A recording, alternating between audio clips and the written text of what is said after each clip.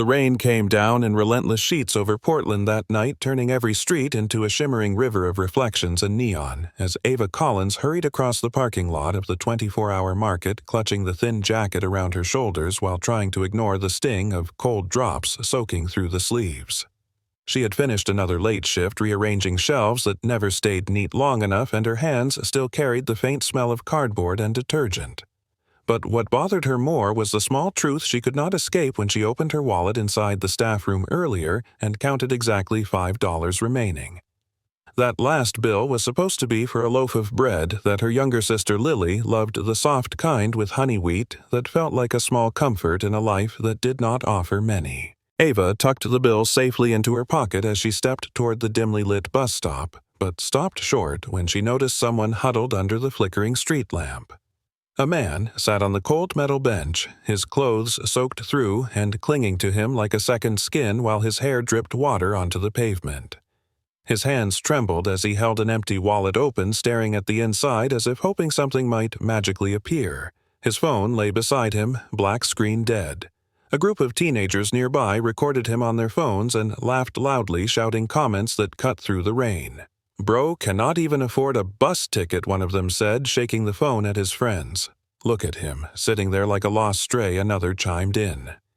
Ava felt the familiar twist of discomfort in her chest, the one she always felt when she saw cruelty where compassion should be. She glanced back toward the store where a loaf of bread waited inside, but then her eyes returned to the man on the bench who seemed smaller than his frame, suggested someone who had folded inward from cold and exhaustion. She hesitated for 2 breaths, then walked toward him, ignoring the rain dripping off her hair and into her collar.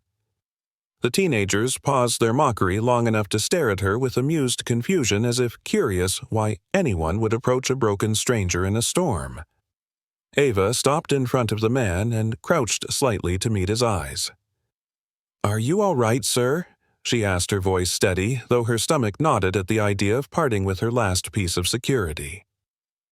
He looked up slowly, revealing eyes that held a mixture of apology and disbelief, as if he had not expected kindness in a long time. "I just need $2.75 for the bus," he said quietly, his voice strained from shivering. "I lost my wallet and my phone died. I promise I am not trying to cause trouble." Ava reached into her pocket and pulled out the $5 bill, feeling its thin paper warmth between her fingers. Behind her, one of the teenagers snorted loudly. "You are broke, too. Why help?" That comment hit its mark, but Ava pressed the bill into the man's cold hands anyway. "Here," she said gently. "This will cover it." His fingers closed around the bill as if he feared it might disappear. He stared at her for a long, silent moment, rain sliding down his face like tears that were not tears. "Thank you," he murmured softly. "You just changed my night." The teenagers lost interest and wandered off, bored that their video did not end in drama. The man stood slowly and gave her a nod of gratitude before stepping toward the arriving bus. Ava watched as he boarded, disappearing into the dim interior without looking back. When the doors closed, she felt the tug of worry in her chest. That was her last money until the next paycheck. Bread would have to wait. She started walking the long route home, her shoes splashing through puddles soaking her socks until her feet felt numb. She reminded herself that she still had a roof over her head, at least for now, and that Lily would understand if dinner was simple tonight. Across the street, unseen by Ava, a security camera outside a corner shop captured the entire moment the soaked stranger. The cruel laughter, the quiet gift of $5, and the man turning once to look at Ava through the rain before he vanished into the bus. Ava pulled her jacket tighter as the wind rose and the city lights blurred in the storm. She did not know that the smallest choice of her hardest night had already begun rearranging the path of her life in ways she could never imagine. Ava reached her apartment building just after midnight, the rain easing into a mist that clung to her clothes as she climbed the exterior stairs of the aging 3-story complex where paint peeled from the railings and porch lights buzzed weakly as though exhausted from trying to stay alive in the damp Oregon air. She fumbled with her keys and pushed open the door as quietly as possible, hoping not to wake her younger sister. But Lily was already sitting at the small kitchen table wrapped in a faded blanket with worry in her eyes that she tried but failed to hide. "You are late again," she whispered, her voice soft and thin from a long day inside the cramped apartment. Ava forced a smile, though her mind still replayed the bus stop, the soaked stranger, the $5 leaving her hand like a sacrifice. "Just a long shift," she said, brushing damp hair from her face. "Did you eat?" Lily asked, trying to sound casual, but Ava noticed the way her gaze flicked toward the counter where the bread should have been. Ava nodded, though she had not eaten since noon, and her stomach ached in protest. "I will get groceries tomorrow after work," she added quickly. But Lily reached for something on the table, a thin white envelope marked in bold print. This came earlier. Ava felt her pulse spike as she took it, opening it slowly, dreading what she already knew. The letter from the apartment management was blunt. "Notice: to vacate if full payment of overdue rent is not received within 5 days, the unit will be reclaimed under building policy." Lily watched her reading and said, "I can get more hours at the center, maybe do some evening shifts." "You cannot," Ava replied immediately too sharply, then softened her tone. "Your health comes first, you know that." Lily looked down, twisting the blanket in her hands while Ava folded the letter and tried to steady her breathing. The overdue amount was significant, more than she could hope to gather in less than a week, especially with her hours at the market cut again.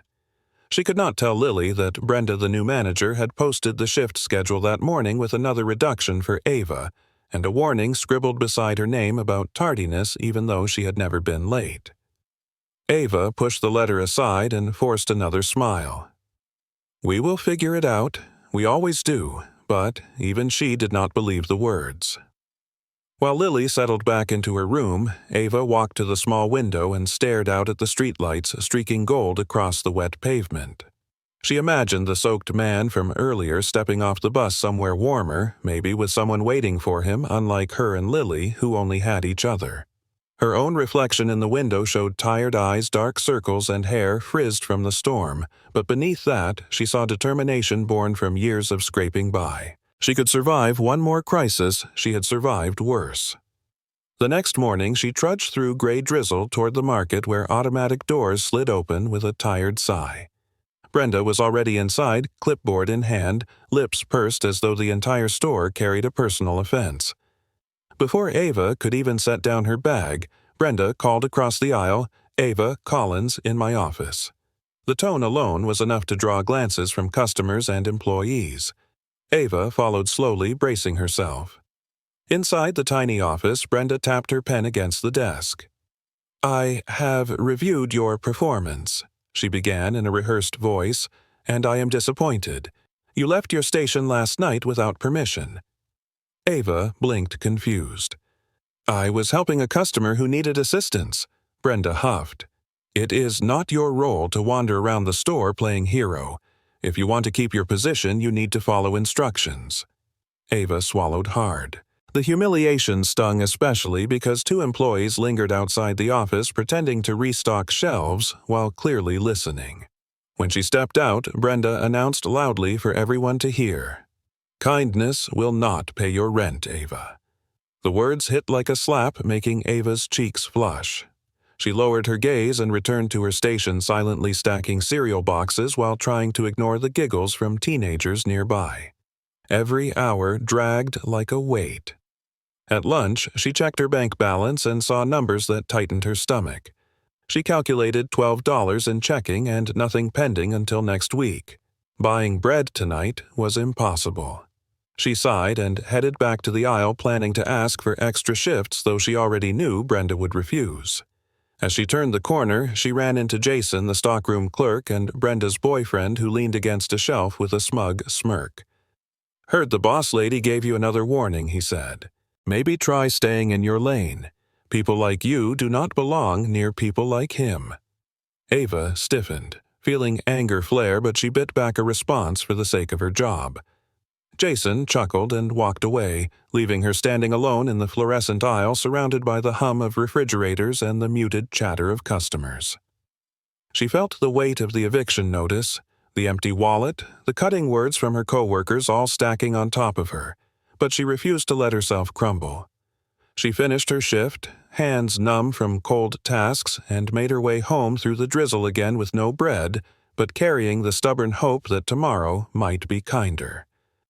Little did she know that tomorrow would not simply be kinder. It would be the day everything in her life shifted in a way she could never have predicted. Morning settled over Portland with a pale, watery light that seeped through clouds still heavy from the night's storm as Ava pushed her cart down aisle 7 of the market restocking canned goods and trying to pretend she did not feel the eyes of Brenda trailing her every move like a shadow waiting for the smallest mistake. Her stomach was tight from skipping breakfast, and her mind kept drifting back to the eviction notice on the kitchen table at home, but she forced herself to focus on aligning labels so perfectly that even Brenda could not find fault. The store was unusually busy for early hours, customers weaving through aisles with steaming coffees in hand, while soft music played overhead. Ava was lifting a box of soup cans when she noticed something odd. Several customers near the front entrance had stopped moving altogether, their attention fixed on something outside. The sliding doors opened, and the atmosphere inside shifted instantly, as if someone had turned down the volume of the world. A man in a dark suit stepped in, followed by 2 assistants holding tablets, then a camera operator who scanned the store with sharp eyes. Behind them came another suited figure, and then a third. A low murmur rippled across the market. Who are they? Are they filming something? Did we get new management? Ava stayed where she was, heart tapping a nervous beat against her ribs. She recognized the first man's silhouette before she saw his face, and the realization hit her so fast she nearly dropped the can in her hand. It was him, the stranger from last night, the man shivering at the bus stop.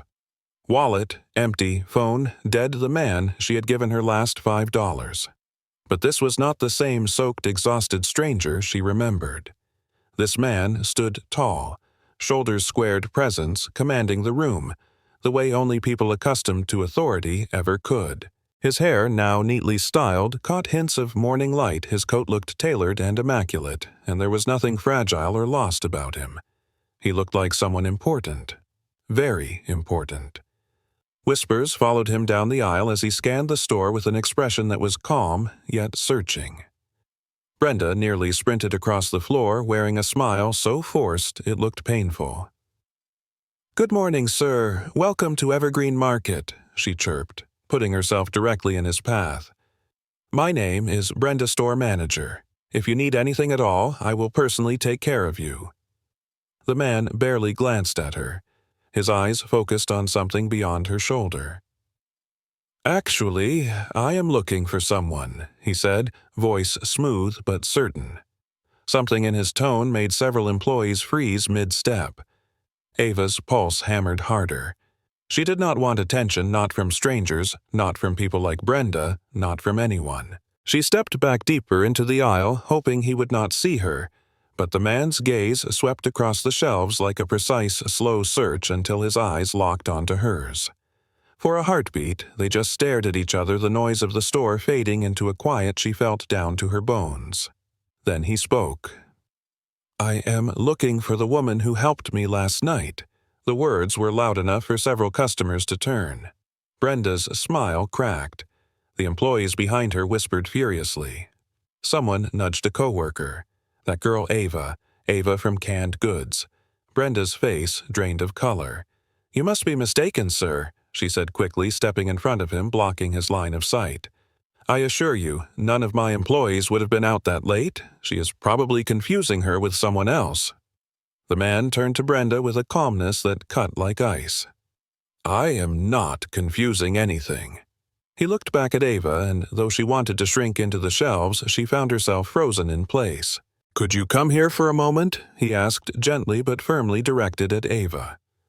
Brenda sputtered, but the man walked around her without hesitation, heading straight toward Ava, who stood rooted to the floor, unable to move as her world tilted. Customers stepped back instinctively, creating a small path as he approached. Brenda rushed after him, hissing under her breath.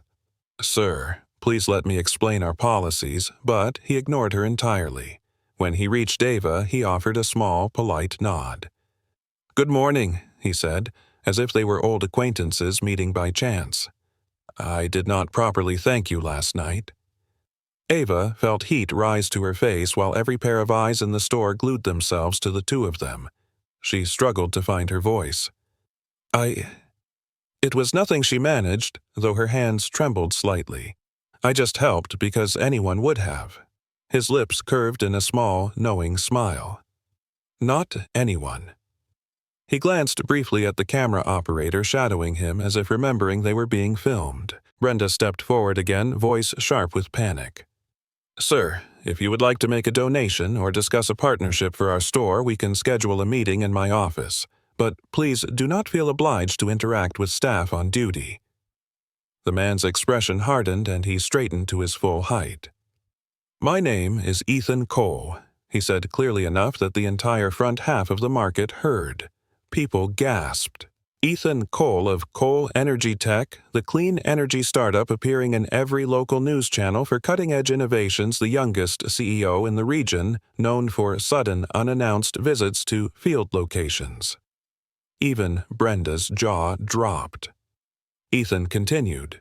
"And this woman," he nodded at Ava, "is the only person last night who treated me like a human being." Silence swept the store so complete that even the checkout scanners seemed to pause.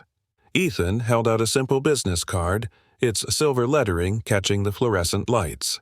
"If you ever need anything, call me." Ava stared at the card but did not reach for it, too stunned to process the surreal moment unfolding. Ethan did not withdraw his hand. Instead, he waited as though offering her something far more significant than a card. Behind him, the camera operator zoomed in, catching every detail, the crowd pressing closer, whispering about the mysterious girl who helped a billionaire without realizing it. Brenda clenched her fists, face pale with shock. Ava finally forced her hand to move, fingers closing around the card lightly as if it might vanish. "Thank you," she whispered, because it was the only thing she could think of. Ethan nodded once, then stepped back, giving her space even under the weight of dozens of staring eyes.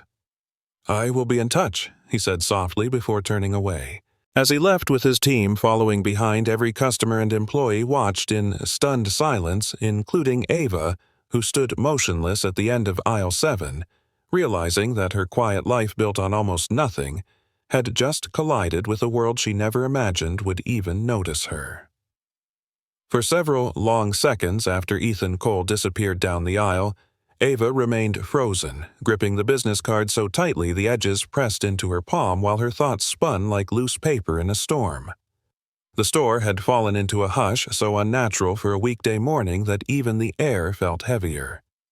Customers whispered behind hands peeking over shelves while employees clustered near checkout pretending to organize displays but clearly doing nothing except staring at her. Brenda was the first to break the silence. She marched toward Ava's heels, clicking sharply against the tile, her face stretched into a tight, controlled smile that did not reach her eyes. "Ava, we need to talk," she said through gritted teeth. "In my office. Now." Ava swallowed hard and nodded, though her legs felt unsteady beneath her. She followed Brenda toward the tiny back room, feeling dozens of eyes burning into her back. Before they reached the door, Jason stepped out from the stockroom, smirking like someone watching a slow-motion disaster. "So, that is your new boyfriend, huh?" he sneered. "Figures. People like you are always looking for someone to rescue you." Ava stiffened but said nothing, not trusting her voice. Brenda shot Jason a glare that meant "shut up," but he only shrugged, leaning against the shelf. Inside the cramped office, Brenda closed the door and folded her arms. Her anger was a barely controlled simmer. "Do you have any idea what you just did?" she demanded, leaning closer. "You embarrassed this store in front of cameras. You made me look incompetent. You talked to him without authorization." Ava blinked, confused. "He talked to me," she said slowly. "I did not do anything." Brenda scoffed. "Ethan Cole does not walk into grocery stores asking for low-level employees for fun. Clearly, you must have done something. And whatever it was cannot happen again." Ava felt indignation spark beneath her ribs. "I gave him $5 last night," she said before she could stop herself. "I did not know who he was. He needed help." Brenda went silent for a beat, then laughed in disbelief. You gave money to a stranger. She shook her head sharply. This is exactly what I mean. You act without thinking, and now look what is happening. Ava's jaw tightened, but she stayed quiet, focusing instead on the card in her hand, its silver letters catching the dim office light. Brenda leaned in. Listen to me carefully. If he contacts you, you come to me first. You do not make decisions on your own. You do not represent this store. Understood? Ava felt a cold, heavy stone settle in her stomach, but she nodded once simply to end the conversation. When she stepped out, Jason was waiting, leaning against the wall, arms crossed. He stared at her with narrowed eyes. People like you do not belong near people like him, he repeated slowly, emphasizing each word like a warning. Ava brushed past him, refusing to let his bitterness stick to her skin. She returned to her aisle, trying to steady her breathing, but customers kept approaching her, whispering, "Did he really say you helped him last night, or is he coming back, or, oh my goodness, honey, what happened?" And Ava felt her cheeks heating with each question. She wanted nothing more than to disappear into the stockroom and pretend her life was still simple. That illusion vanished when Ethan returned half an hour later. This time he walked straight toward her, Brenda scrambling behind him trying to keep up.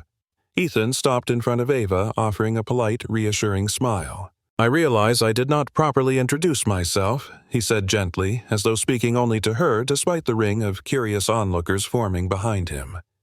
"My name is Ethan Cole, and you saved me last night."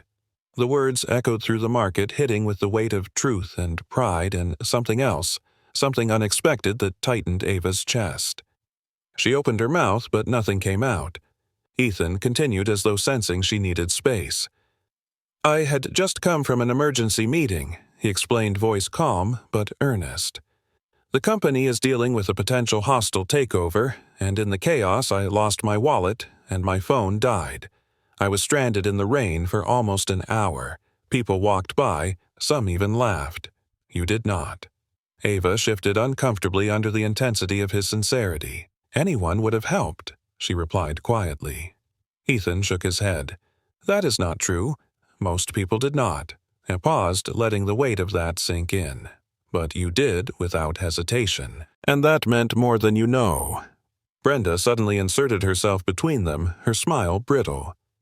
"Mr. Cole, if you would like to schedule a meeting with corporate about public relations partnerships, I can arrange something immediately."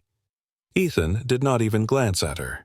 "Actually, I came back for her," he said plainly, pointing slightly toward Ava. The room collectively gasped. Jason stepped closer, scowl deepening. "Why her?" he muttered loud enough for several people to hear. Ethan looked over at him with a cool, measured expression. "Excuse me." Jason puffed up his chest. "I mean, she is just a shelf stalker. People like her do not exactly mix with people like you." Ethan's jaw tightened and Ava felt dread coil inside her stomach. Ethan stepped forward, voice unwavering. "What exactly does that mean?" Jason faltered but continued. "It means she is out of your league, sir. Someone like you should not waste time on someone who does not belong in your world." Ethan gave a slow, controlled breath, then turned to the watching crowd. "Everyone belongs in my world," he said firmly, "if they lead with compassion." The silence that followed was electric. Jason went pale. Brenda looked ready to faint, and several customers murmured agreement. Ethan turned back to Ava, softening once more. "I do not want to disrupt your day," he said, "but I needed you to know that your kindness mattered." He extended a small card again, not businesslike this time, more personal. "If you ever need anything at all, call me." He held her gaze a moment longer, then nodded, acknowledging something unspoken between them before stepping away. As he left the store, the camera operator filmed the exit, and customers murmured excitedly, already pulling out phones to record where he went, who he spoke to, and what it all meant. Social media would explode by afternoon. Ava felt it deep in her bones. She stared at the card in her hand, the silver letters feeling heavier than the $5 she gave away the night before. Ethan Cole, CEO, billionaire innovator, had walked into her dull, fluorescent world, and for reasons she did not yet understand had chosen to step into hers. The air inside the store felt strangely charged, as if every fluorescent light hummed a little louder and every shopper held their breath waiting to understand what they had just witnessed. Ava stood frozen near the end cap of canned goods, her hands trembling slightly around the handle of the cart she had been restocking. A man she had met for only 30 seconds in the rain. The man she had given her last $5 to without expecting anything in return had just walked into her workplace, surrounded by cameras and assistants, and declared that he was looking for her. She barely had time to process this before he returned, now walking straight toward her as customers parted like waves around him, whispering nonstop. Brenda rushed after him, so flustered her usually perfect bun seemed to wobble.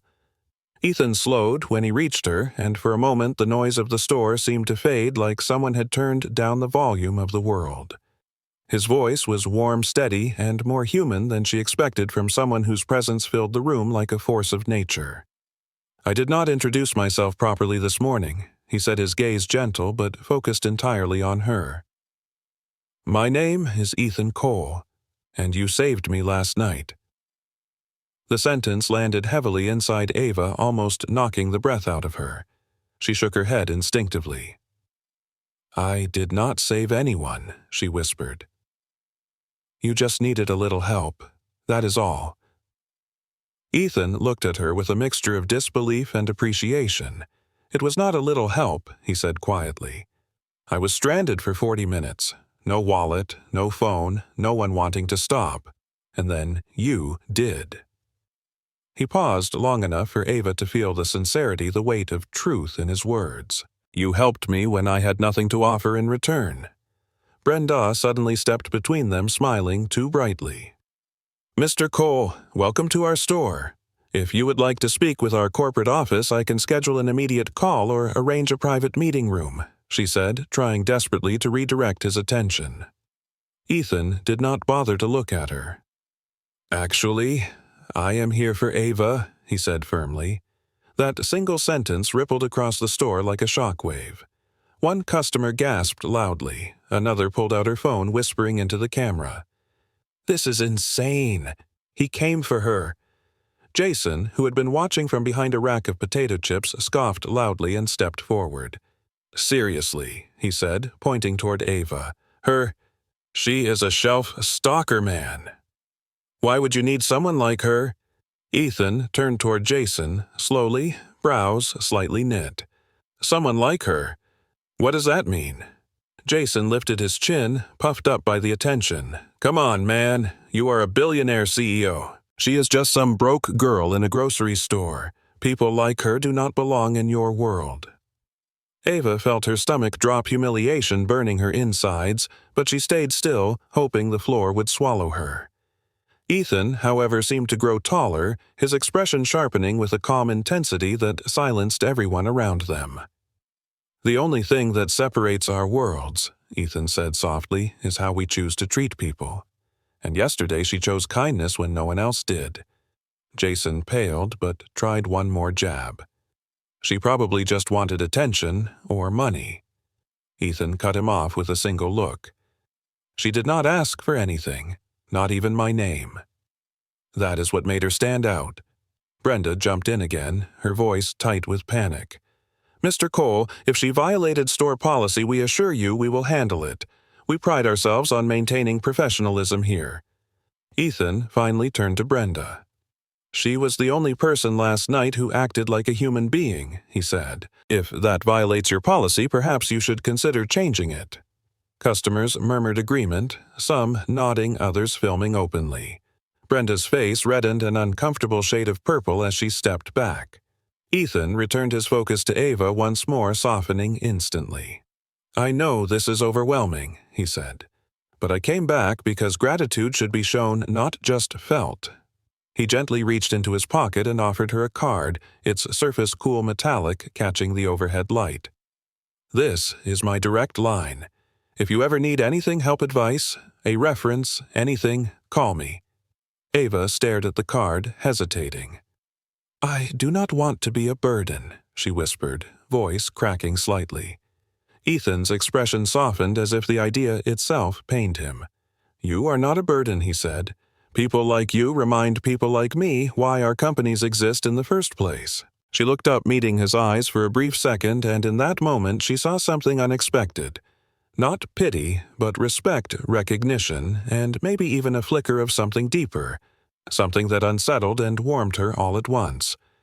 Before she could respond, a few customers approached cautiously, asking Ethan for selfies. He politely declined, saying, "Maybe another time, Sue. Right now, I am here for something important." He gave her one last small nod and walked toward the exit, disappearing with his assistants and the small camera crew, leaving the entire store buzzing like a hive hit with a spark of electricity. When the automatic doors closed behind him, Brenda spun around, her eyes wide with a fury she barely contained. "My office," she hissed at Ava. "Now," but Ava hardly heard her. She stood still, holding the card, feeling its weight as if it were more than metal, more than paper, something that might change everything, or at least something she had lost long ago. Hope. Ava felt the shift before she fully understood it, a tightening of atmosphere inside the store, as if the fluorescent lights themselves had leaned closer, waiting for her next move. The card from Ethan Cole lay in her apron pocket, a thin piece of metal that suddenly made her feel visible in a way she had never asked to be. And visibility inside a place like this did not come as a blessing. It came as a threat. The moment she stepped out of Brenda's office, whispers followed her like shadows sliding behind cereal boxes and freezer doors. Employees paused mid-task, customers glanced over with curiosity and something sharper. Some even pulled out phones, hoping to capture anything for social media. Ava kept her head down, returning to her aisle, but it was impossible to blend in now. Brenda emerged from her office a minute later, her expression cold enough to frost glass. "Attention," everyone, she called loudly, timing her voice so customers would hear. "Due to earlier disruptions, we are reinforcing policy today. No employee leaves their designated station without written permission." Her eyes cut directly to Ava. "For any reason." Jason smirked from across the aisle, arms crossed as though he had been waiting for this. Several employees exchanged uneasy glances, but no one dared challenge Brenda, not with her reputation for cutting hours or making schedules unbearable. Ava felt heat creep up her neck, but she said nothing, reminding herself she needed this job, she needed the paycheck, she needed the roof. She kept stacking cans in perfect lines, her hands steady even as her chest tightened. 10 minutes later, Brenda approached again, this time with calculated theatrics. "Ava, a customer reported you left your area earlier." "I already explained what happened," Ava said quietly. "I was helping someone carry a heavy grocery bag." Brenda widened her eyes in mock innocence. "Oh, helping," she said loudly enough for nearby shoppers to hear. "That is adorable, but like I said, kindness does not pay rent." The words slapped hard and sharp. Two teenagers overheard and snickered, whispering something Ava could not quite make out. She bit the inside of her cheek, fighting the sting behind her eyes. Brenda was not finished. "Since you seem to have trouble following simple rules," she added, "we will have to adjust your duties." She pulled out her clipboard, scribbling dramatically. "Effective immediately, you will clean the front windows, restock the freezer, and sweep the parking lot." "That is 3 roles," Ava said, confused. Brenda lifted her chin. "Then consider it a chance to prove yourself. If you cannot handle that, there are plenty of people who need work." Ava swallowed the rising frustration. She needed to keep this job for Lily, for rent, for groceries. She forced a nod and moved to the freezer aisle, bracing herself for the cold sting that hit her fingers as she began restocking frozen vegetables. Several customers recognized her from earlier, whispering, "She is the girl the CEO came for."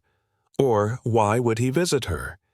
And with each comment, the invisible weight grew heavier. When she finished, she grabbed the broom and stepped outside the automatic doors, where the December air bit through her thin jacket. Leaves littered the concrete alongside crushed receipts and forgotten wrappers. She swept slowly, methodically, telling herself it was just another task, just another day, just another problem to survive. A car pulled up beside the entrance, and Jason leaned out the open window, smirk carved ugly across his face. "You know, Brenda is right," he called. "Guys like him do not look twice at girls like you. You should have stayed in your lane." Ava tightened her grip on the broom, fighting the urge to respond. But Jason was the kind of man who thrived on causing bruises you could not see. Another employee. Becky approached, carrying a bag of trash, and whispered apologetically, "I am sorry, Ava. Brenda has been in a mood ever since he ignored her. She is taking it out on you." Ava nodded, grateful for even a sliver of kindness in the storm. "It is okay," she whispered. "It is not okay," Becky said softly. "You did something good last night, and somehow that made you a threat." The truth of those words cut deeper than any insult. After sweeping the entrance, Ava returned inside where Brenda was waiting, arms crossed. "You took too long," she said. "Customers were asking for assistance while you wandered outside." "I assigned you the parking lot," Ava replied, keeping her tone neutral. "I did it." Brenda smirked. "Then you should move faster." She placed a hand on her hip, leaning closer. "Look, Ava, people like you always think good deeds get rewarded. But they do not. Not in real life. Do your job, keep your head down, and stop expecting miracles." Ava felt something inside her crack a small, delicate thing she usually protected with stubborn hope. She forced a quiet, "I understand," but her voice quivered. That was all Brenda needed to feel victorious. She walked off heels, tapping triumphantly against the tile. Ava returned to her aisle, barely noticing the products around her, her mind replaying the humiliation in a continuous loop. Every time she blinked, she saw the cruel twist of Brenda's mouth, the sneer in Jason's voice, the teenagers laughing, the customers staring, the unspoken judgment. Kindness had made her a target. But as she restocked another shelf, she felt the cool edge of Ethan's card through her apron, reminding her of something else. Something she could not yet name, but something that felt like possibility. The aisle suddenly seemed too small, too cold, too suffocating. She stepped away for a breath, then stopped when a voice behind her said quietly, "You okay?" She turned to see an older customer, a woman with kind eyes. "You look like someone who has carried too much for too long," the woman added. Ava forced a small smile. "Just a rough day." The woman nodded knowingly. "Sometimes rough days lead to good tomorrows." "Sweetie?" Ava remembered the rain, the soaked stranger, the last $5 she had left, the way he looked at her with gratitude so genuine it warmed her under the storm. She clung to that memory like a lifeline. She finished her shift in silence, walking home slowly under the heavy gray Portland sky, each step echoing with exhaustion and something deeper. Fear. Because kindness had cost her everything she had left, and she had no idea what tomorrow would bring. But tomorrow was already coming, and it was coming fast. Ava reached her apartment just past 7, the December sky already dark as if evening had collapsed early under the weight of gray clouds. Her limbs ached from sweeping the parking lot and hauling freezer crates and enduring Brenda's endless humiliations. But what hurt most was the quiet, the kind of silence that sinks into a home when both exhaustion and fear move in at the same time. Lily was curled on this old couch, wrapped in a mismatched blanket, scrolling through community college forums with that forced optimism she wore whenever she tried to protect Ava from more worry. "You are home late again," Lily said. Eyes lifting with concern, she tried to mask as casual curiosity. Ava kicked off her shoes and exhaled slowly. "Long shift," she murmured. "Brenda extended my duties today." Lily frowned. "You look like you have been crying." Ava forced a smile weak at the edges, just tired. But Lily knew better. She sat up, leaning forward.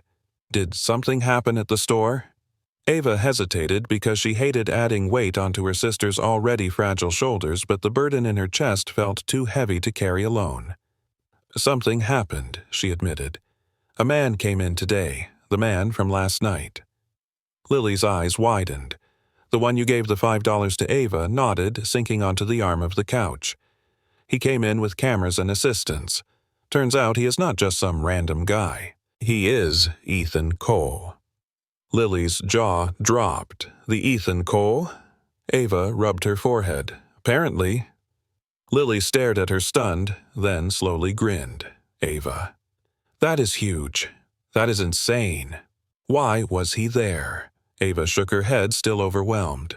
He said he wanted to thank me, then everyone in the store acted like I did something wrong. Brenda was furious. Jason, too. It got bad.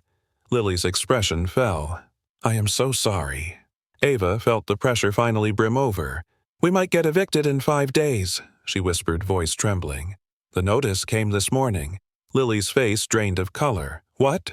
Ava nodded, her throat tightening. And I cannot get more hours. Brenda is cutting them. The silence between them grew thick, heavy, almost suffocating. Lily reached out, squeezing Ava's hand. We will figure it out, she whispered. We always do. But Ava felt the edges of her resolve crumbling. Her chest tightened, breath catching like something inside her was sinking. She stood and walked to the tiny kitchen, pulling out the eviction notice, reading the brutal text for the 10th time. She set it down, then stared at her reflection in the window, the streetlights outside blurring into soft halos around her tired features. She had fought so long for survival, she did not know how to fight for anything else. That was when the knock came hard enough to make both sisters jump. Ava opened the door to find the apartment manager, Mr. Dunn, standing under the flickering hallway light, arms crossed, clipboard in hand. Evening, he said curtly. I need to discuss your outstanding balance. Ava's heart dropped. I know, she whispered. I am trying to get it together. Mr. Dunn shook his head. Trying is not enough. Payment is due now, in cash. Tonight, if possible. Ava froze. Tonight I cannot, she began. But he raised a hand. I am sorry, but building policy does not bend. If it is not handled soon, I will have to proceed with lockout protocol. Lily stepped behind, her voice breaking. Please, sir, we just need a few days. Mr. Dunn sighed, impatient. I am not the enemy, but the rules are the rules. He turned to leave. Ava closed the door and leaned against it, feeling the beginnings of panic rising sharp and cold. She walked to the kitchen counter, flipped her phone over in her shaking hand, and stared at the metallic card she had taken out earlier, the one with Ethan Cole's name engraved bold and simple. She had no business calling someone like him. None. He had money responsibility power. She had nothing. Nothing except the $5 she had given him without hesitation. And right now, nothing was collapsing around her. Her fingers trembled as she unlocked her phone. Ava. Do not. Lily said urgently. He is a CEO, Ava. You cannot just call him like you are asking a neighbor for sugar. Ava swallowed hard, eyes burning. Then, what am I supposed to do, Lily? What choice do I have? Lily's lips parted, but no answer came. Ava looked at the card again, her heart pounding so loudly she felt it in her fingertips. She inhaled shakily, then dialed. The phone rang once, twice, then clicked. A voice, deep, calm, familiar, filled her ear. This is Ethan. Ava froze momentarily, the words tangled in her throat. Ethan said again, a soft hint of concern in his tone. Hello, Ava. Right. Warmth rushed to her chest at the sound of her name spoken so gently by someone so powerful. How did he know her number instantly? She forced her voice steady. Yes, it is me. I am sorry for calling. I know you are busy. Something happened. Are you safe?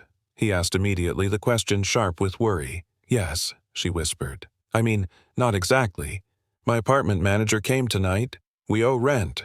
We might lose our home. I am sorry. I should not be saying this. I know you do not. Ethan interrupted softly. Ava, breathe. Tell me what you need. The tenderness in his voice cracked something open inside her, a weight she had been carrying alone for far too long. I do not know what to do, she admitted, barely above a whisper. Ethan exhaled through the phone. Long, steady, controlled. Come to Cole Tower tomorrow morning, he said. 10 o'clock. I will meet you in the lobby. No security, no assistance, just me. Ava blinked, stunned. I cannot impose like that. You are not imposing, Ethan said. You helped me when no one else did. Now let me return the humanity. She closed her eyes, letting the words settle into her bones. Thank you, she whispered. truly. After they hung up, Ava lowered the phone slowly, as if it were made of glass. Lily stared at her wide-eyed. "What did he say?" Ava took a breath that felt like her first in days. "He wants to help. He asked me to meet him tomorrow." Lily smiled through tears. "Maybe this is it, Ava. Maybe this is the turning point." Ava looked out the window watching the drizzle glow beneath the street lamp, and for the first time in a long time she felt a quiet flicker inside her. Not hope exactly, but the possibility of it. Ava barely slept. Every time she closed her eyes, she saw the eviction notice, the humiliation at the store, Jason's sneer, Brenda's cold smile, and then Ethan's voice cutting through all of it like something steady and unreal. "Meet me at Cole Tower tomorrow. No security, no assistance, just me." Those words echoed in her head until dawn painted the Portland sky a muted silver. She dressed carefully, but simply choosing her cleanest jeans and a soft cream sweater, brushing her hair twice before pulling it into a neat ponytail. Lily hovered nervously as Ava tied her shoes. "Text me the moment you get there," Lily said, "and the moment you leave, and the moment you—" Ava laughed softly. "Lily, enough. I will be okay." Her sister bit her lip. "He sounded really kind last night, but he is still a billionaire, Ava. His world eats people like us alive." Ava swallowed. "I know, but he asked me to come." She hugged Lily tightly, then stepped out into the crisp morning air. The bus ride to downtown Portland took 40 minutes, long enough for her anxiety to mount again until her stomach twisted in nerves. She kept checking the metallic card in her bag as if it might disappear. When the bus finally turned onto the street where Cole Tower stood, her breath hitched. She had seen the building in news clips and on local magazines, but nothing prepared her for the sight up close. The skyscraper rose sleek and glassy, reflecting the clouds above, sharp lines of steel and polished windows gleaming like something out of another universe, one she never imagined standing in front of. She stepped off the bus, gripping her bag tightly. People in tailored suits streamed in and out of the revolving doors, their pace quick, purposeful, confident. She felt suddenly small, but she took a breath and walked forward. The lobby doors slid open with a quiet hush, and she stepped into a space so polished and bright it almost hurt her eyes. Marble floors stretched clean, and reflective huge screens played videos of environmental initiatives and global energy conferences. A vertical garden rose 3 stories tall, lush and glowing under soft lights.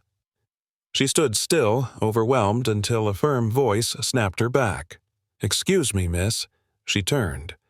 A tall security guard in a crisp uniform approached, his expression stern. "Employees and authorized guests only beyond this point," he said, lifting a hand to stop her from entering farther. "I am here to meet someone," Ava said quietly. The guard raised an eyebrow. "Name of the employee." Ava hesitated. "Ethan said no security, no assistance, just me." She whispered his name. "Ethan Cole." The guard laughed under his breath, shaking his head. "Ma'am, you cannot just walk into Cole Tower claiming you have a meeting with the CEO. Thousands of people say that every month." Ava felt heat rising to her cheeks. "I am not lying," she said softly. "I do not doubt you believe that," the guard replied coldly. "But this area is restricted. Please step back." He moved slightly closer, as if preparing to escort her out, and embarrassment flooded Ava so quickly she felt dizzy. Maybe this was a mistake. Maybe last night she had misunderstood everything. Maybe Ethan had said it out of politeness or pity, and she had clung to false hope. Her throat tightened. "I am sorry," she murmured, stepping back 1 foot, retreating toward the exit, and then a voice cut through the lobby like warm thunder. "She is with me." Heads turned. Even the security guard straightened immediately, recognizing the authority woven into those 4 simple words. Ethan descended the mezzanine staircase in a charcoal coat, one hand sliding along the railing, the other tucked casually in his pocket, a presence so commanding the entire lobby seemed to shift around him. He reached them in seconds and gave Ava a small, genuine smile, one that softened the tension strangling her chest. "Apologies," he said to her. "I should have come down earlier. The guard looked mortified. "Sir, I did not realize." Ethan shook his head. "You are doing your job, but for the record, any time she walks in this building, she does not wait. Understood?" "Yes, sir," the guard replied quickly, stepping aside.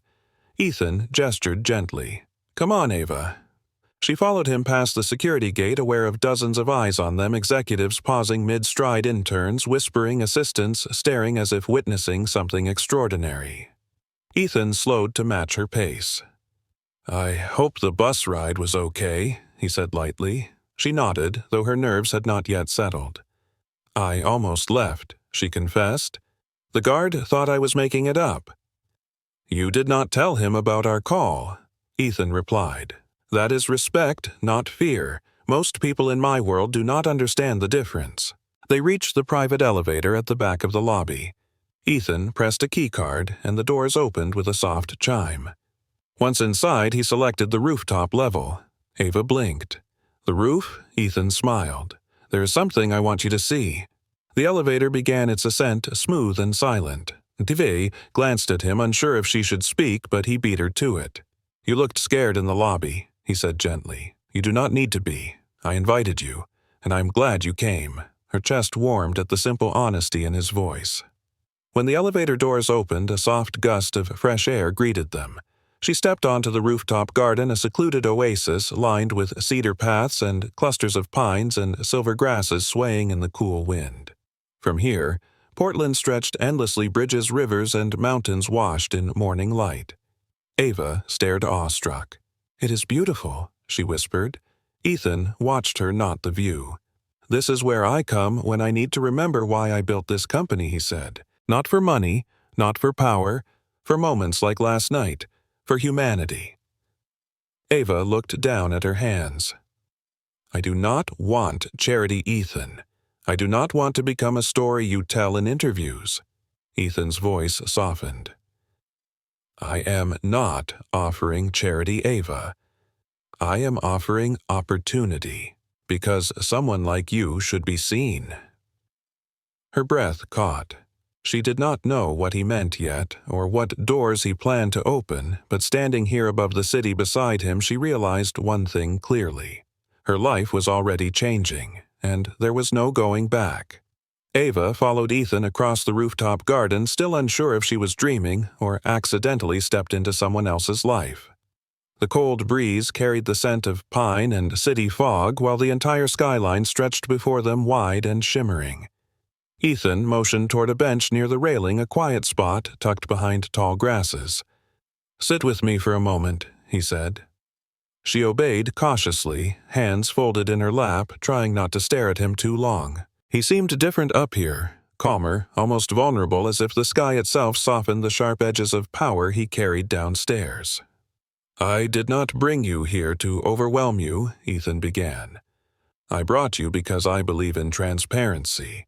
You deserve to know what is happening around you." Ava blinked. "Around me," Ethan nodded. "After the video from last night circulated, my communications team started digging. Not into you," he clarified quickly, into the situation. "Why no one helped me, why the store staff stood by, why you stepped forward." Ava looked down, embarrassed. "I did not step forward to get attention." "I know," he said softly. "That is why it mattered." He reached into his coat, pulling out a slim folder and offering it to her. She hesitated, then opened it expecting legal jargon, but instead finding a simple job description printed on 2 pages. "Community Program Coordinator," Ethan explained. "My company is expanding our energy aid program statewide. We need someone who understands people at the ground level, someone who can listen, not just report. Someone with compassion." Ava felt the air leave her lungs. "You want me for this job?" She shook her head, disbelieving. "I do not have a degree. I do not have experience. I restock shelves." Ethan smiled faintly. "And last night you saw a stranger shivering in the rain and gave him your last $5. That tells me more about your character than any resume ever could." Her heart thudded painfully inside her chest. "But why me, Ethan? I am nobody." Ethan's jaw flexed as if the word irritated him. You are not nobody, and if you accept this role you will receive training, a salary, and benefits. Enough stability to keep your home. Enough to give Lily a safer life. Her breath hitched. He knew her sister's name. Ethan noticed her surprise. I did not dig into your private life, he said gently. You mentioned her last night before you panicked and apologized. I simply remembered. Ava looked away, overwhelmed by the way he paid attention, the way he made her feel seen without judgment. But the thought of Brenda and Jason snapped suddenly into her mind like cold water. If she left the store, they would celebrate. But if she took a job connected to Ethan, they would drag her name through every corner of the internet. People will think I manipulated you, she whispered, trembling. People already think that. Ethan's voice softened but remained steady. Which is why I want you to start immediately before rumors define your truth. A sudden sound echoed behind them. The rooftop door swung open and a security officer stepped out looking uneasy. Sir, sorry to interrupt, but someone downstairs is demanding to see Miss Collins. Ava stiffened. Who? Ethan asked, though his tone suggested he already knew. Jason Turner, the guard replied, and a woman named Brenda Peck. They claim Miss Collins stole corporate property and used your name to secure an unauthorized meeting. Ava's stomach dropped. She felt the old familiar mix of humiliation and dread creeping up her spine. They came here, she whispered, to your tower. Ethan stood instantly, shoulders tightening, eyes turning sharp with protective fury. They had no right. He turned to the guard. Keep them downstairs. No access beyond the lobby. Yes, sir. The guard retreated. Ava felt her hands shaking. I am so sorry, she whispered. I told you this would happen. I should not have come. Ethan looked at her, then shook his head firmly. You are not responsible for their insecurity or their smallness. This is not on you. She hugged her arms around herself, suddenly cold. They will ruin me, Ethan. They will say I am trying to get something from you. Ethan stepped closer, lowering his voice until the distance between them felt intimate grounding. Let them talk. Let them choke on their own assumptions. Ava's eyes lifted to his, and something inside her chest softened just a little. You do not understand what it is like where I live, she whispered. People judge everything. One wrong rumor, and you lose everything. Ethan nodded slowly.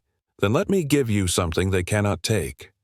He reached into the folder and pulled out an offer letter, sliding it gently into her hands. This role is yours, Ava, if you want it.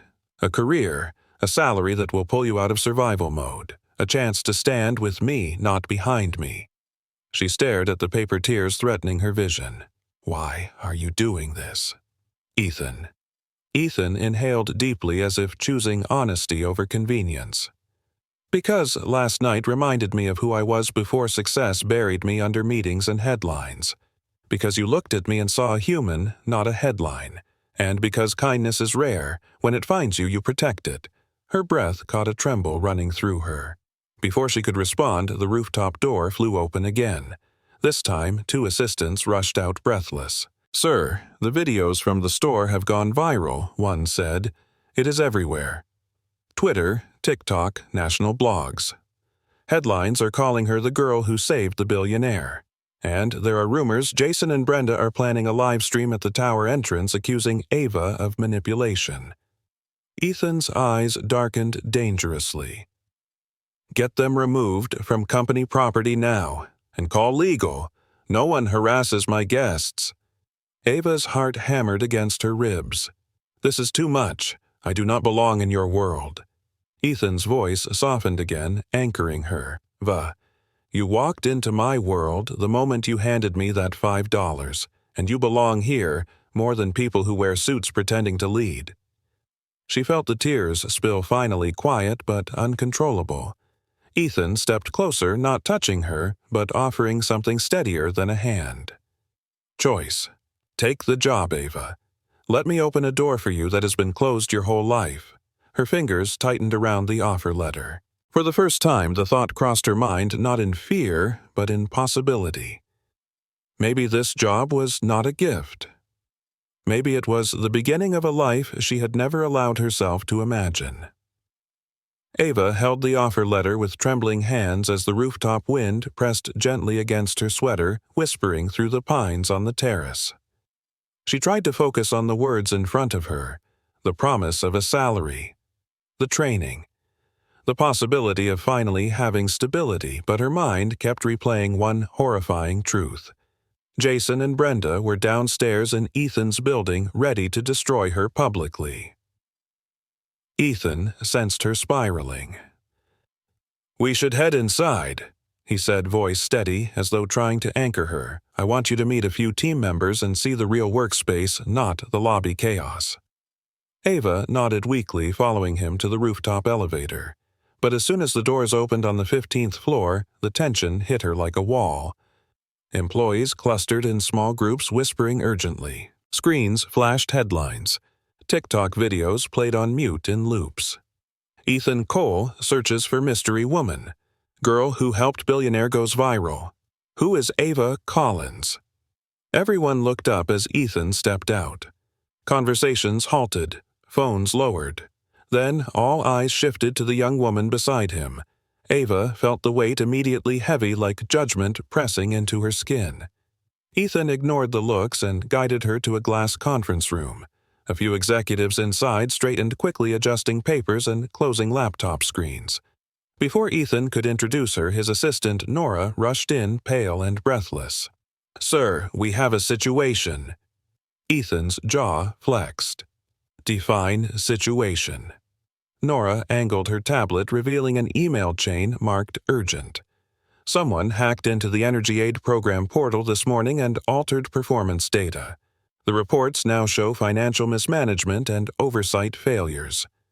It looks like Ava neglected her assigned volunteer files. Ava's heart dropped. "What volunteer files? I do not even work here yet." "Exactly," Nora said, "which is why this is clearly sabotage. But the preliminary board review is happening today, which means the altered data is being used right now." Ethan cursed under his breath, something Ava had not yet heard from him. "Who has admin access to the portal?" Nora hesitated. 2 program managers and 3 interns. But one of the access keys came from a public device, possibly someone connected to a staff member. Ava felt cold understanding fill her. Jason. He must have used her login attempt from earlier when she visited security. He must have guessed or stolen temporary credentials when she filled the visitor form. He had been watching her every step. Ethan read her expression instantly. "Ava? Talk to me." She swallowed hard. "It is Jason. It has to be. He already accused me this morning of trying to manipulate you, and Brenda will say or do anything to drag me down with her." Ethan's eyes hardened like steel. "I believe you." Ava's throat tightened at those 3 simple words. In her life, people rarely believed her feelings, her truth, her perspective. But Ethan's unwavering certainty steadied her pulse. Nora continued reading. "The board wants an explanation. Some are already panicking over the viral videos. They think you are making impulsive decisions, sir." Ethan's expression sharpened even further. "Schedule an emergency meeting in the main conference room and find out exactly how they access the system." Nora nodded and rushed out.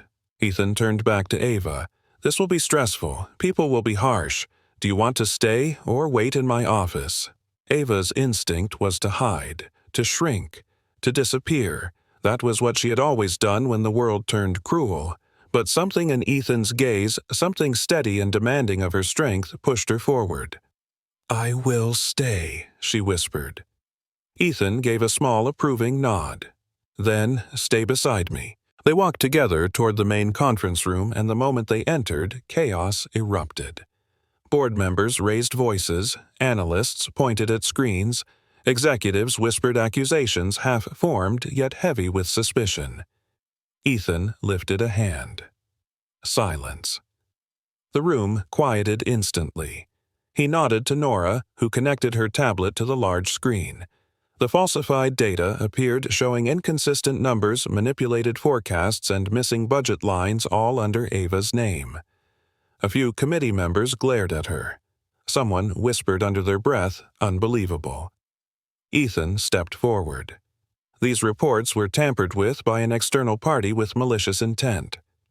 Ava Collins has no system login, no employee status, and no access to this software. Someone altered data to frame her. The CFO frowned. "Do we have proof?" Ethan shot Nora a look. Nora tapped the screen, pulling up a blurred security feed from the lobby computer station. A man used the visitor terminal early this morning. Timestamp matched the first altered file upload. Nora zoomed in, the image sharpened enough to reveal a familiar outline. Jason Turner. Several board members looked shocked. "Who is that one?" asked. Ava swallowed. "He is an employee at the grocery store where I worked, she corrected quietly. He hates me.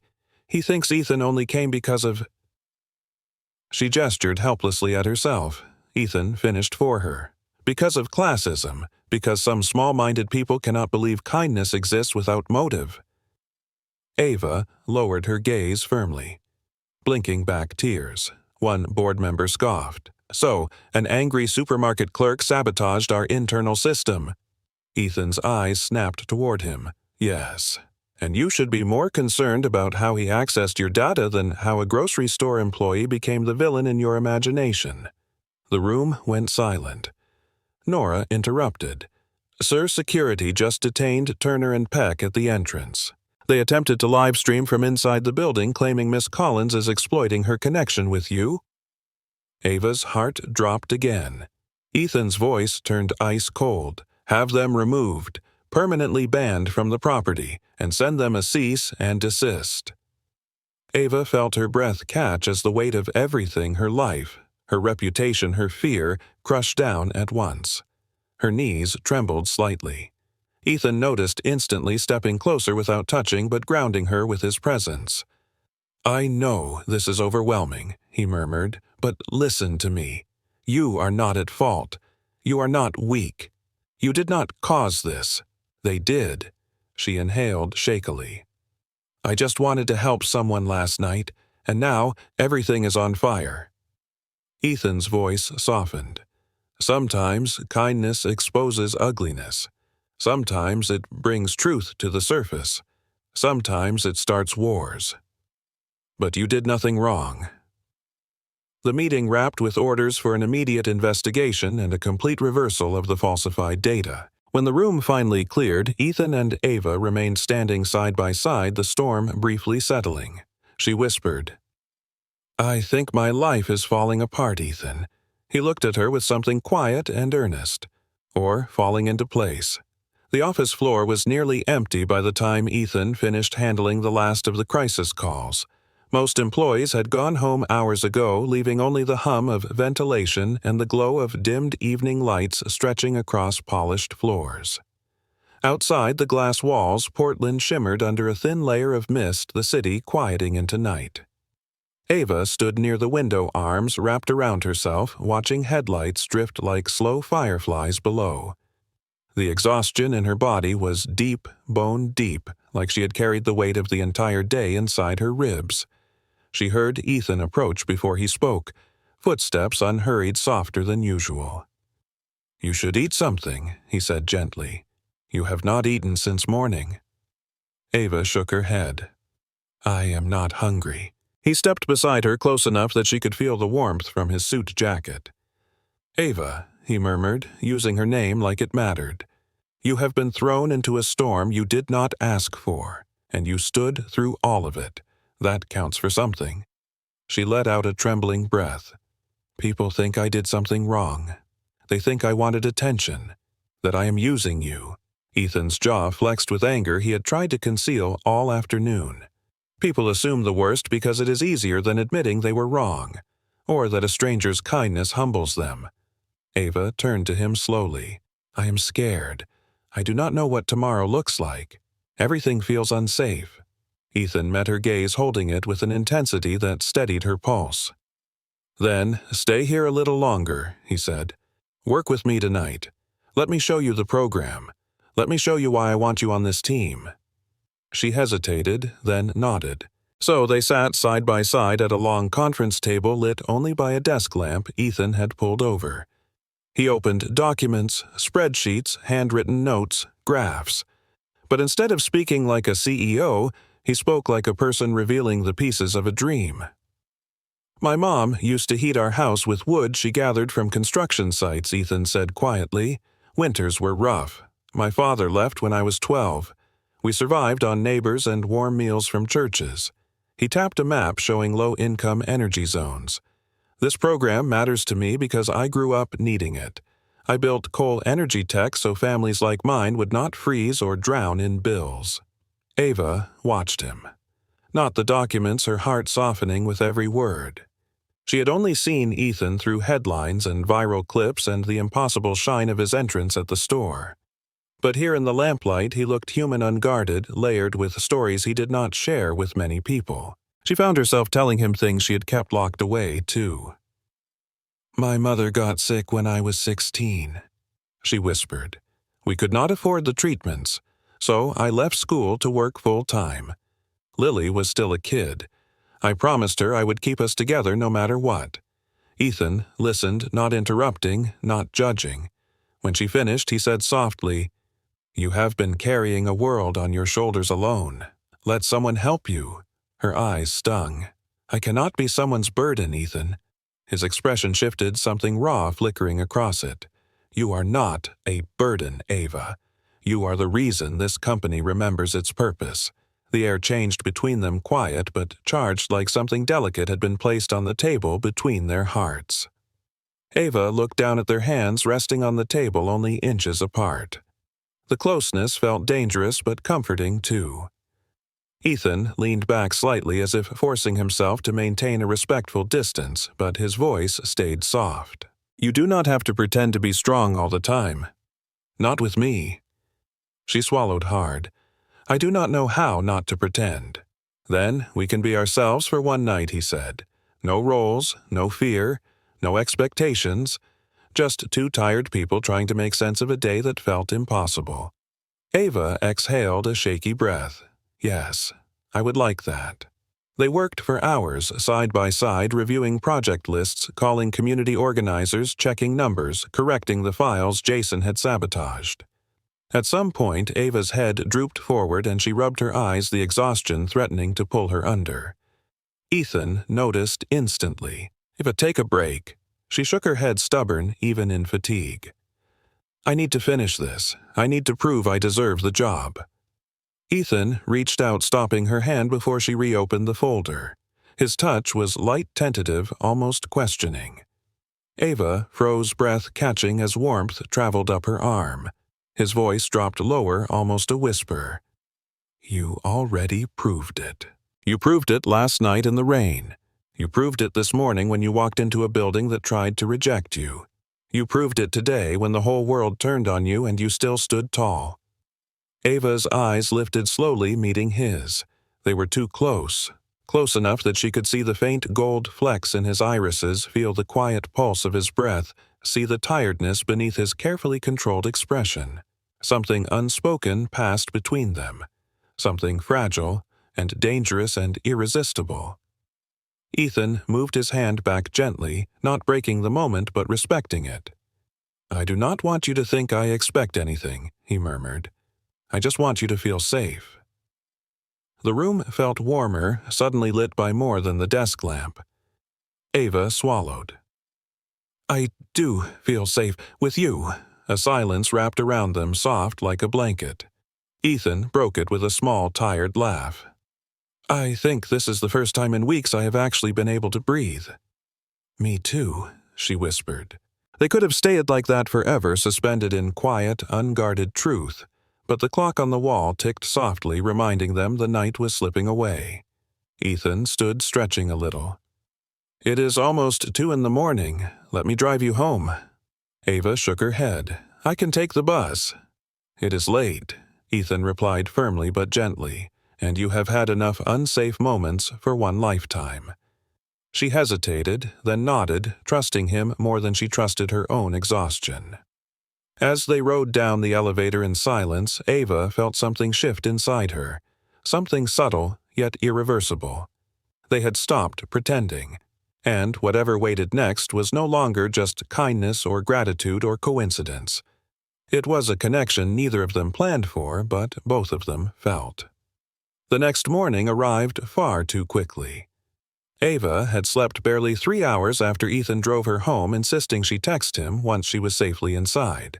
She had done so with trembling hands, still replaying the quiet intensity of the night they had shared, the way his voice softened only for her, the way their hands nearly touched, and how for the first time in years she felt seen. But morning light brought a different kind of heaviness, consequences, chaos, and the unavoidable storm that awaited at Cole Tower. When she stepped off the bus, she immediately noticed a crowd gathered outside the skyscraper, reporters with microphones, TikTok creators live streaming, curious bystanders craning their necks toward the entrance. Ethan's security team formed a barricade, but the noise rose in frantic waves. Questions flew at her the instant she crossed the street. Are you the $5 girl? Did the billionaire fall in love with you? Are you manipulating him? Is it true you caused the financial discrepancies? Ava froze, pulse racing. She tried to move through the chaos, but a reporter pushed forward, shoving a microphone toward her chin. Miss Collins, sources claim the CEO is risking a public scandal because of you.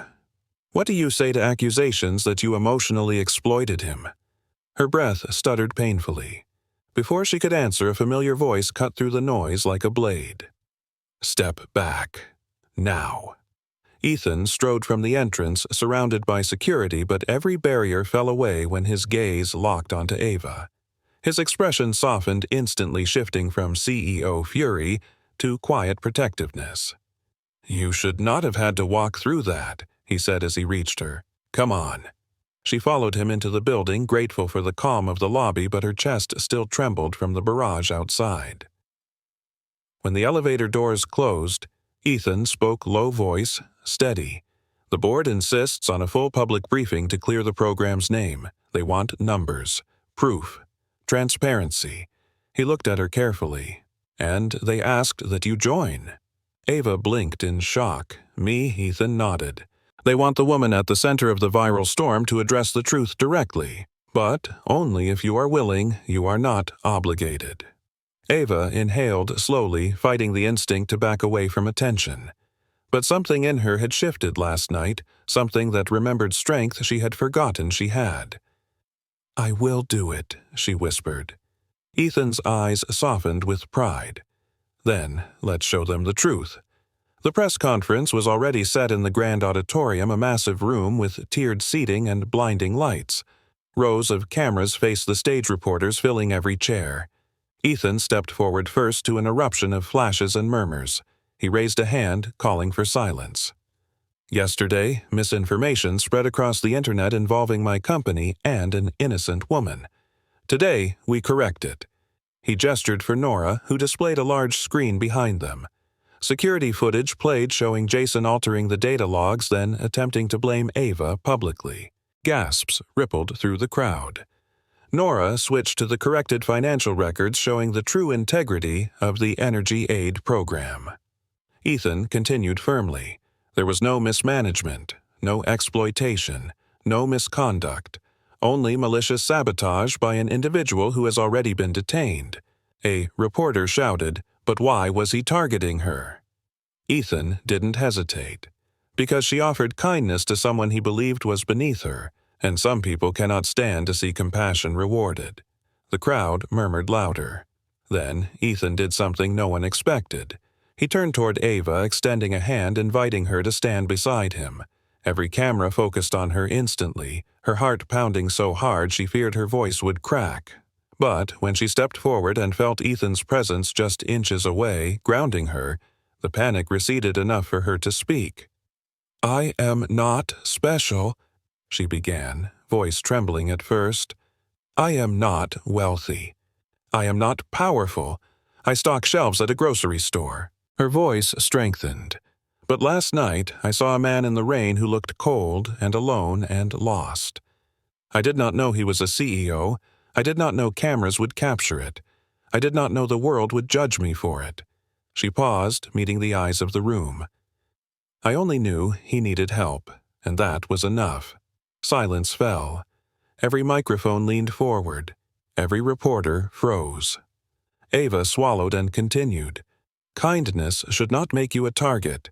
Doing the right thing should not ruin your life. Her voice shook but did not break. But if I had to choose again, I would still give that $5, even knowing all this would happen. A wave of applause began hesitantly from one corner of the auditorium, growing until the entire room erupted in claps and cheers. Ethan looked at her with something deep, something almost reverent. A reporter shouted, "Miss Collins, what do you want now that the truth is out?" Ava opened her mouth, but Ethan spoke first. Voice gentle yet clear. What she deserves. A chance. Her cheeks warmed as dozens of flashes burst at once. The applause grew louder. Loud enough to drown out every rumor and every cruel whisper that had nearly broken her. When the conference ended and cameras lowered, Ethan leaned in close, speaking so only she could hear. "You were extraordinary." Ava's breath trembled. My whole body was shaking. Ethan gave a small smile. "I saw. And still you stood." She looked at him, really looked, and saw not the billionaire nor the CEO nor the public figure, but the man. And it scared her how deeply she felt that recognition. He offered his arm. "Come with me. We are not done yet." 6 months later, Portland had traded its winter gray for a gentle spring brightness, the kind that softened the edges of the city and made everything feel newly washed clean. Cherry blossoms curved over sidewalks like pale pink clouds, and morning light spilled through the tall windows of the Energy Aid Community Center, where Ava now stood reviewing a list of upcoming outreach events. The center buzzed with volunteers, local families, and community partners, all preparing for the biggest initiative Coal Energy Tech had ever launched, a statewide program providing subsidized home energy systems for low-income neighborhoods. And, at the heart of it all, Ava Collins. She moved through the room with quiet confidence, greeting volunteers, answering questions, and updating charts on the wall. People recognized her now, not from the viral clip of the girl who gave a billionaire $5, but from months of consistent work visits to rural towns, late-night calls advocating for families in crisis, and her unwavering commitment to kindness with structure, dignity, and impact. Every time she heard her name spoken, she still flinched slightly. Humbled by the attention, but she no longer shrank. She had earned her place here, and she loved the work. Lily sat at a table on the side reviewing community college enrollment forms. Whenever Ava glanced over, Lily flashed an encouraging grin, proud in a way that made Ava's throat tighten each time. Life was not perfect, but it was finally stable. Rent was paid, health was improving, and hope felt possible in a way it had never been before. A knock on the center's glass door drew Ava's attention. The volunteers parted instinctively, making room as Ethan stepped inside, removing his sunglasses and offering the room his understated, polite smile. Conversations lowered, not because he demanded attention, but because his presence carried weight, calm leadership, and something undeniably magnetic. Ava felt her pulse respond before she could control it. Ethan walked toward her, bypassing several people trying to greet him, his focus fixed entirely on her. "Morning," he said, voice warm enough to melt every ounce of tension from her shoulders. "Morning," she whispered, tucking a loose strand of hair behind her ear. He took in her clipboard, thorough notes, coffee mug, and the determined crease of concentration between her brows. "You have not eaten yet, have you?" he asked, more a statement than a question. Ava rolled her eyes but smiled. "I was going to after this meeting." Ethan shook his head, amused. "You always say that." She lifted her chin playfully. "And I always get the job done." "Yes," he murmured, eyes softening. "That is what worries me." The air between them warmed, stretched, pulled tighter by something unspoken but increasingly impossible to ignore.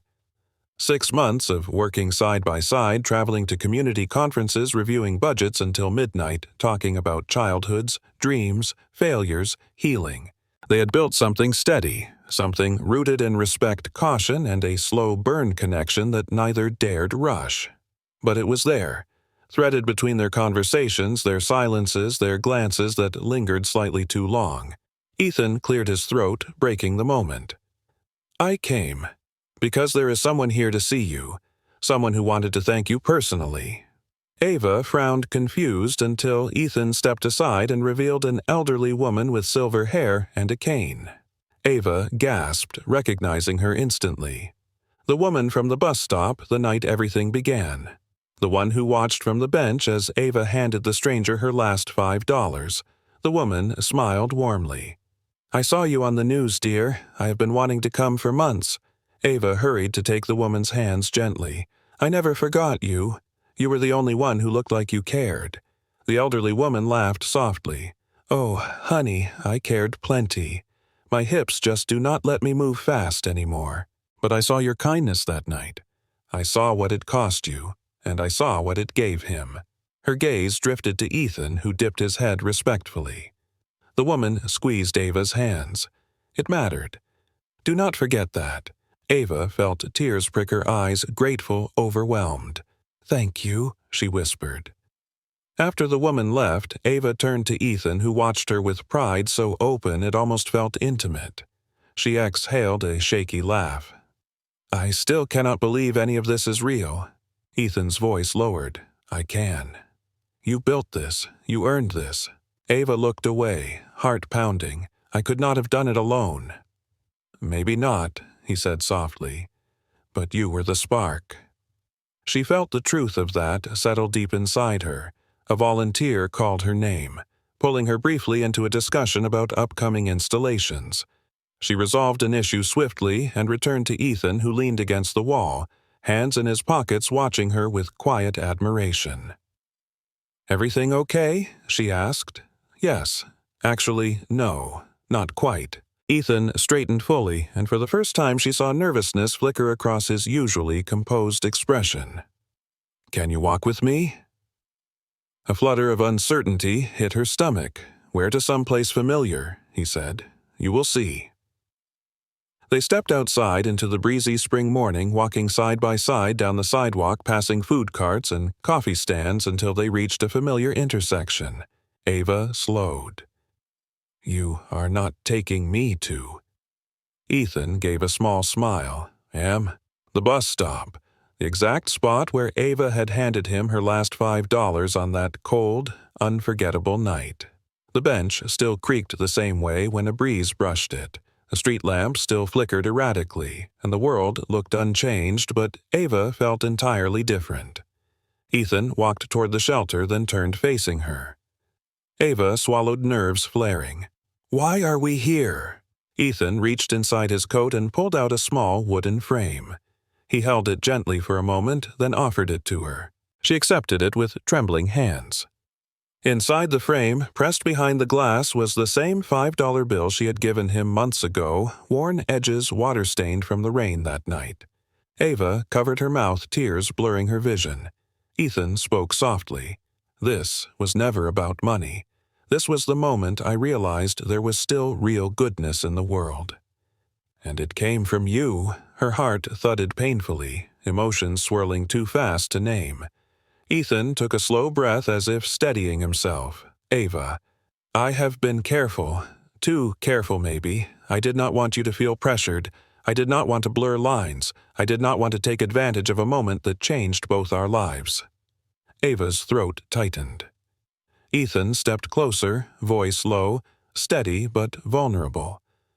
But somewhere between rebuilding the program, traveling together, eating late-night takeout, fixing spreadsheets, and listening to you laugh in the car at 2 a.m, something happened.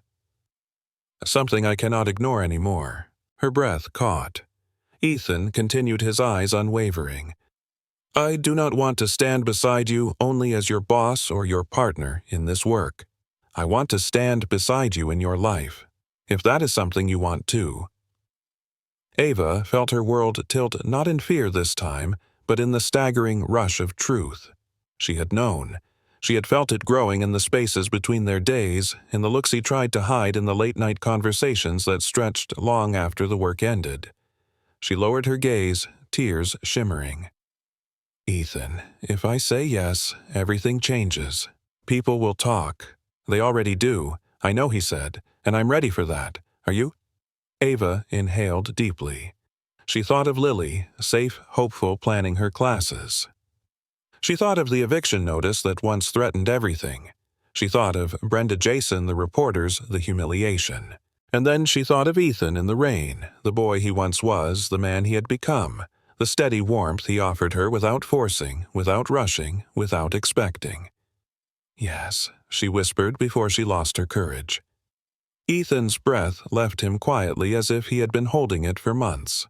He stepped closer, slowly, giving her time to pull away. When she didn't, Ethan lifted a hesitant hand, brushing his fingers against hers. Their hands intertwined naturally like they had always been meant to find each other. Ava felt her heart lift for the first time, not from hope or survival, but from something brighter, belonging. Ethan lowered his forehead to hers, voice barely above a whisper. "Thank you for $5. That changed my entire life." She laughed softly through tears. "Thank you for coming back the next morning." They stood together under the flickering street lamp at the bus stop, where everything began. Their hands entwined, their breaths mingling in the cool spring air as Portland moved quietly around them. It was not a fairy tale. It was not perfect. But it was real. It was theirs. And it was enough, if you are still here listening to the very last moments of Ava and Ethan's journey. Then I want you to take a deep breath, because stories like this one are never just stories. They are reminders. Reminders that the smallest act of kindness can shift the entire direction of a life. Reminders that you never really know whose path you are stepping into, or how your own quiet goodness might echo farther than you imagine. And if this story reached you today, maybe it did so because some part of you needed to believe that good people still exist in a world that feels far too loud, far too cruel, and far too fast. So let me ask you something from the heart. Tell me in the comments where you are listening from. I love seeing people from all over the United States, from small towns in Texas and mountain cabins in Montana to the busy streets of New York and the warm beaches of Florida. Or maybe you are listening from somewhere far beyond. Wherever you are, I want you to know that your presence here, your time, your attention means more to this channel than you could ever imagine. And now, I want to hear from you. Tell me what part of this story hit you the hardest. Was it the moment Ava offered her last $5, the moment Ethan walked into the grocery store and made the world stop the humiliation she endured the night they worked until 2 in the morning, or the way he handed her the framed bill at the bus stop? Tell me what broke your heart. Tell me what healed it. And while you are down there in the comments, answer me this one honest question. Do you believe one act of kindness can change a life? Yes or no? No overthinking, just your truth. Oh, I also want to thank every single one of you who has subscribed and helped this channel grow into a place where love, dignity, second chances, and emotional healing mean something. If you want more stories like this, more billionaire romances, more slow burn tenderness, more tales about ordinary people whose extraordinary hearts change everything, then make sure you tap subscribe and turn on the little bell so you never miss when the next story drops. And if you are new here, welcome to the family. This channel is a safe place, a warm place, a place where you can sit, breathe, listen, and let yourself feel something again. Maybe you see a little of yourself in Ava, someone fighting quietly, someone trying so hard to hold their world together. Or maybe you see Ethan, someone who has everything but still aches in the quiet hours, still searching for a reason to believe again. Whoever you are, know this. Your story is still being written. And if you made it this far into mine, maybe that is your sign not to give up yet. So before you scroll on, before life sweeps you back into the noise, do one last thing for me. Drop a single emoji in the comments that represents how this story made you feel. A heart, a broken heart, a fire, a teardrop, a light bulb, anything. That is your stamp on this moment, your way of saying, I was here. And until the next story, until the next impossible romance, until the next moment where kindness becomes destiny, thank you for listening. Thank you for feeling. Thank you for believing that love can still change a life. Because it can. It always can.